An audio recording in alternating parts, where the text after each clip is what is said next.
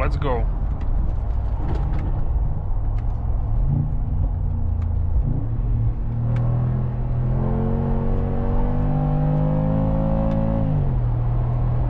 Okay, wow.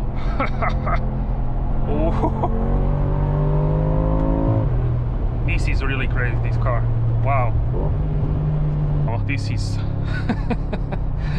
this is truly crazy. In G-Wagon doing this kind of pace. Look how big this angle is. And this car is so stable, it's crazy.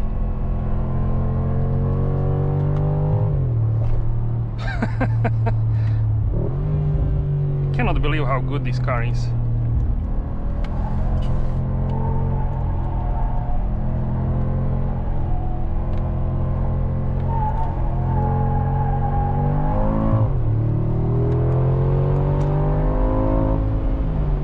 It really is a crazy experience here with the G63. Like 70 miles per hour, 112 km per hour is like a sweet spot for this car in terms of the RPMs. It's like 1500, and also like a noise and just about everything. You can go of course faster, like 130. Let's go once again.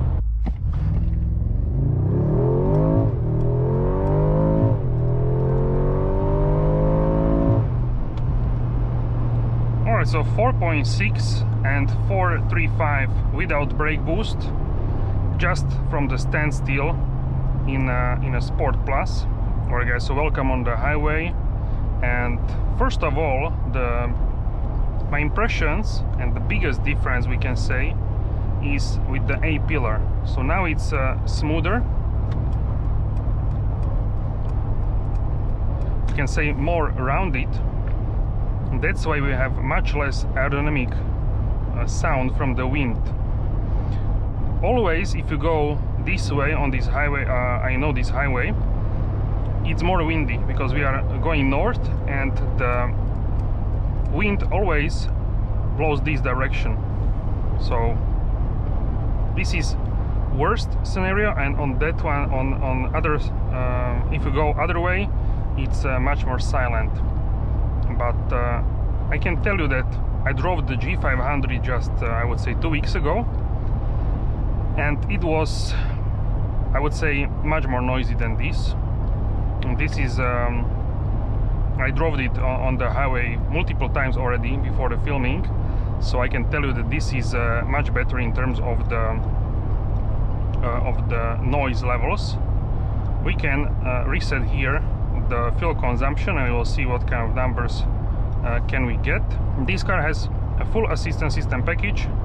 Right now we are cruising at 110 km per hour, 68 miles per hour. The car keeps lane, and very good system.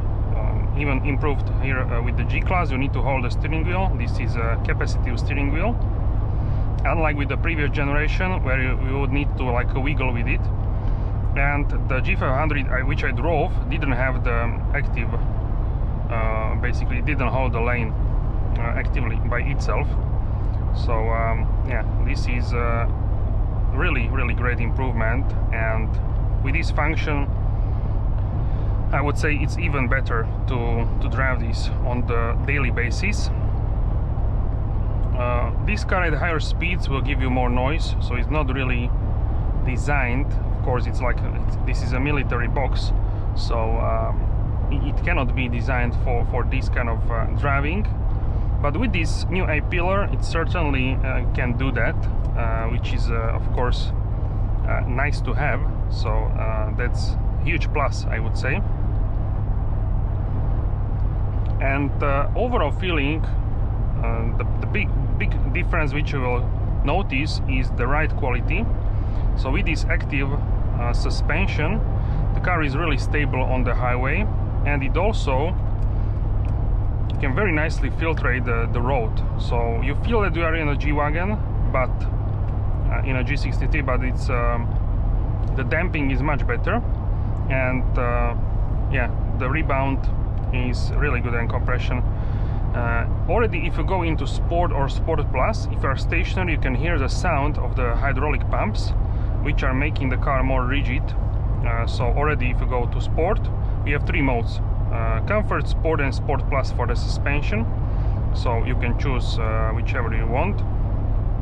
I usually go for comfort or sport plus. Sport I don't really use, but you can use that if you want something in between the comfort and sport plus. But I would say with the sport plus it's possible to drive it depending on what kind of road surface, but certainly I would go for the active suspension, because I think this is the biggest benefit of the facelift together with the A-pillar, of course. So these two things are really what are bringing to the table amazing capabilities of the G-Wagon.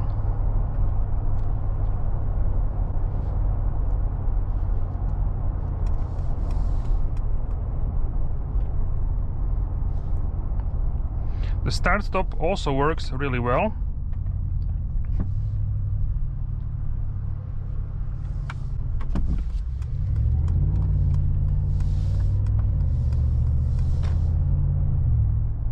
Now we can try this turning. It will hold the distance between us and the truck. We have four essentially levels: 1, 2, 3, 4. This one is the one, so as close as possible, but being the safe with the Distronic. I really love the new infotainment, that you have these two dials with the like old school analog ones, just on digital form. But you can also change it to like a super sport. So certainly you can do a bunch of stuff with this. For me, it's easy to guess the RPMs when I have this rounded dial, so this is what I like. Also, with the facelift we have full screen Apple CarPlay, like with all facelifts or new models by Mercedes. So that's certainly also a big benefit of the facelift.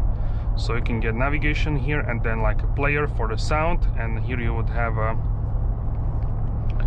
essentially directions where you should drive. So the car is much better daily. It's also much better in sporty. So in comfort it's better, and in sporty parameters.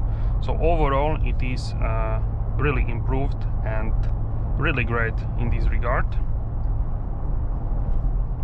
Also, now I clicked the speed limit in the city, and it already lowered the speed. It works really well. It's smoother, it's comfortable. I had passengers with me in the car, and they said that this car is comfortable. You can feel that it's like a muscular, rigid car, but it is not like uncomfortable. Certainly it's more comfortable than the pre-facelift. But if you want, of course, maximum comfort, you don't buy the G-Class. You can buy like these cars, which is GLS or let's say GLE. Both of these will have a better ride quality with the air suspension, Airmatic. But if you want G-Class, this is as good as it gets in terms of the comfort. All facelifts are improved in this regard. Also, the transmission, I would say, is like a smoother. So when the car shifts, I can feel it's like more battery smooth. So before you would feel the shifts more, now it's really like a smooth experience. We'll also go to the city and try how this car works in the city, and also night drive. Many videos with the G63. So that those are coming or are already live on the channel. Thank you so much, guys, for the support. I hope you enjoy and find useful these videos. We'll just do turn here and go back on the highway.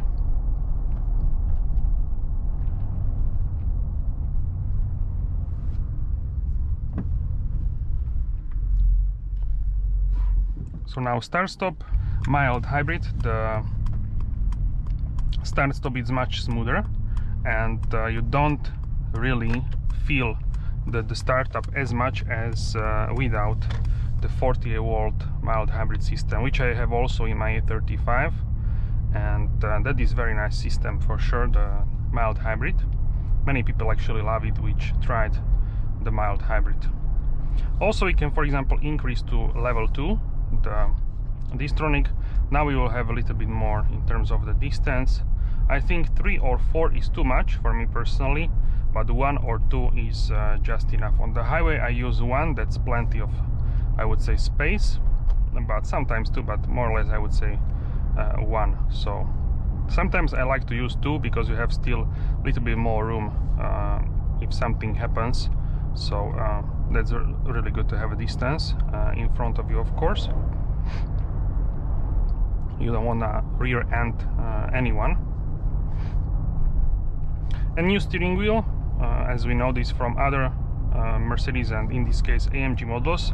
In this car it has airbag wrapped in the leather, which is really gorgeous. And this is the new system for the speed. Already if you are going 52 km/h, which in GPS is 49, so it's not even above the speed limit, it already beeps. But if you want, you can disable this here by tapping one finger on the screen. So that is certainly easy, or you can hold the mute button on the steering wheel, so you have 2 options how you can enable or disable. You can decide if you want to use this system. So that's also something to keep in mind. Also new buttons for the differential locks. Here on the road we don't use differential, only in the off-road scenarios. Grab handle, the interior is really, I would say now it's like a complete package with updated screens in terms of the infotainment and the updated steering wheel. So those things are what I truly enjoy about the G-Wagon. Also you have an exhaust button, which has a really nice rumble when you are driving. And the suspension we can try in sport. So it's a little bit more rigid, but still okay, I would say. But definitely you can feel that you are like you feel the road and you are a little bit like hopping.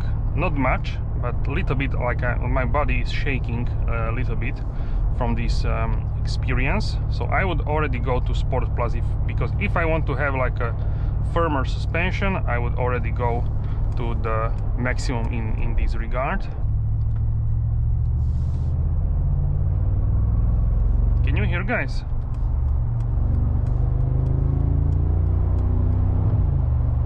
Such a nice deeper rumble with this. Alright, so we did like a little bit of the city driving, highway, back on the highway. So we can check out the consumption. 12.4 liters per 100 kilometers over 16 kilometers, and we did some city drive as well. So we will go from 80 to 130 km/h and also from 50 to 80 miles per hour. It's similar time but a little bit different. So we can see GPS speed here, 110 on the speedometer, 68 miles per hour, and here 1.7. So it's always a little bit less than it needs to be by law. So we will try that, but we need to find a little bit more straight of a section.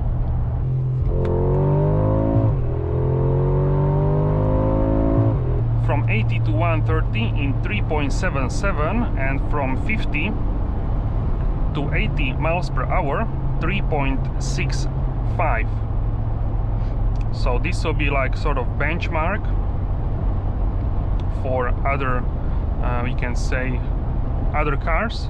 I will test in the future this sort of, I think this is pretty fast, but of course this is like a box on the wheels. So with other cars we should have even faster times, and of course with some other we will have slower times. But I think it's a nice to know this sort of acceleration, like a rolling start, because I cannot do quarter mile and these sort of times. You need like a very straight road, and here it's illegal to do that. So we need to we need to do what is possible to do. So I'm really happy for this. We can try one more time. Here we have even better time, 3:17. Alright, so let's go here. I want to show you how this car can handle in this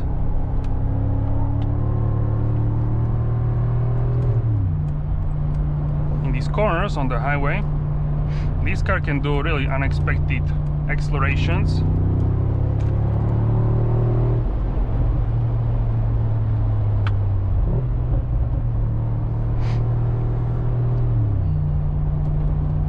Alright, so here on the highway at 130 km/h, I would say this is more noisy, of course, than you should expect, maybe, but it is less noisy, I would say, than if it would be in a pre-facelift. We'll go back shortly, so we'll test what can we expect there as well.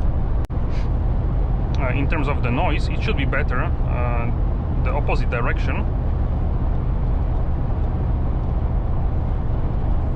And you can see here how the car steers, how it actively holds the lane. I can have here hands just for safety reasons, but you can see how well it works. Now it shows me I need to hold the steering wheel, so it works for some seconds, and then you need to essentially hold the steering wheel. You can hold it just slightly. Alright, so let's try here. I really like these corners.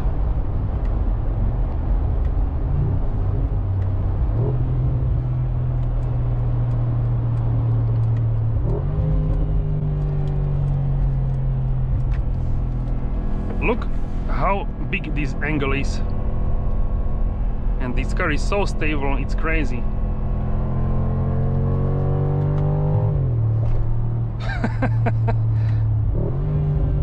Cannot believe how good this car is.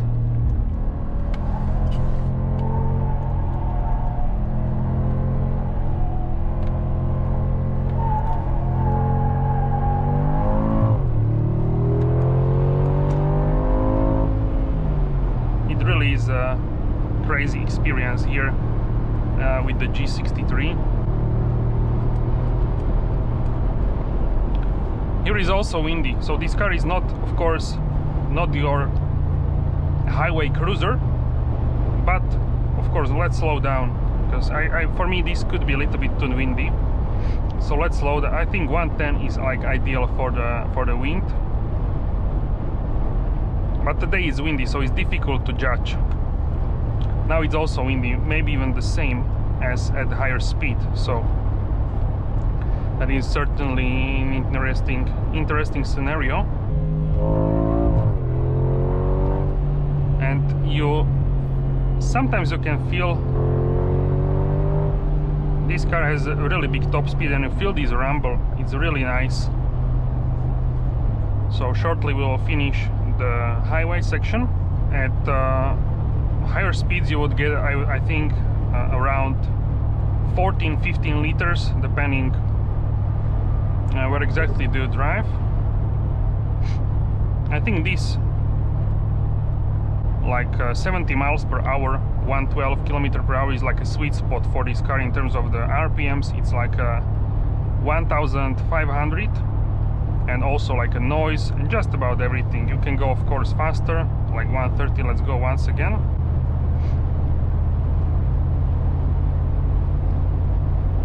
We are now in comfort mode. Suspension is in comfort, and a little bit more wind, that's for sure, but not as much as maybe you would expect in terms of the level of the noise. But I really enjoy the driving with this.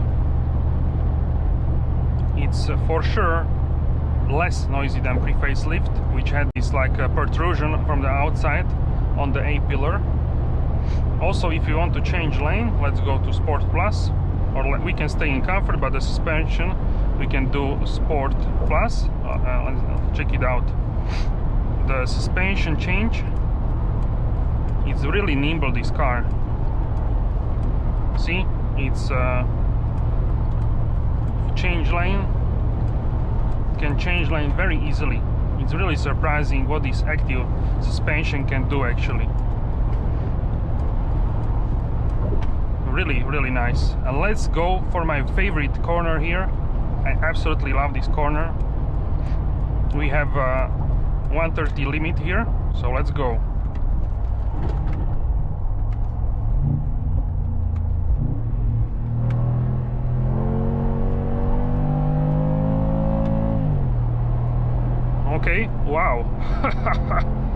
Oh.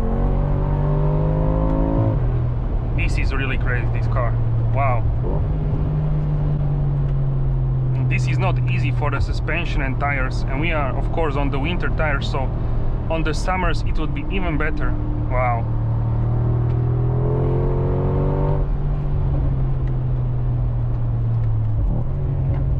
This is crazy, wow. If you go too fast, the stabilization will cut you off. Oh, this is this is truly crazy. In G-Wagon doing this kind of pace, it's, I would say, really unbelievable pace for the G-Class.